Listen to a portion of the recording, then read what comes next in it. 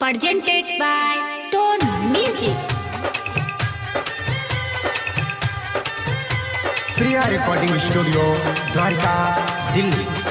DJ Manish Raksol Mixed by Indrajit.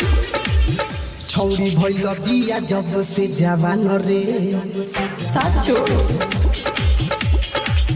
छौरी भइल बिया जब से जवान रे लगा दिहले बाटे दुकान। अच्छा सौदा लेवे खातिर रे बबू सबे भइल बाटे परेशान। मोरा माला पार्टी सोकर नहीं भई बेटे ठोकर आके जल्दी से लूट कॉल रे आओ न रे बिस्द के दोनों दूध ढाल रे किस लेके मन खुश कॉल रे सुनाए बाबू फुल क्रीम लेवा की टोन आधा किलो में किस नाम लिए बाबू। DJ Manish Raksol Priya recording studio Dwarka Delhi. 1 kilo दूध जदी लेबे तो एगो फ्री में किस मिली। हाँ सही कहत रे बाबू। ओइसने ना फायदा पहिले रे चाहे चल जाइबे बम्बे दिल्ली हमरा या फर के सुन के बुढ़ो के दिमाग हिली।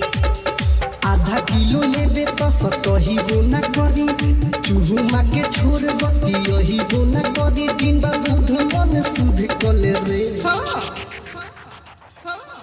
बिस्द के दोनों दूध ढाल रे किस लेके मन खुश कॉल रे प्रिया रिकॉर्डिंग स्टूडियो द्वारका दिल्ली। ले बदला ना ता भीड़ हटावा। DJ Manish Raksol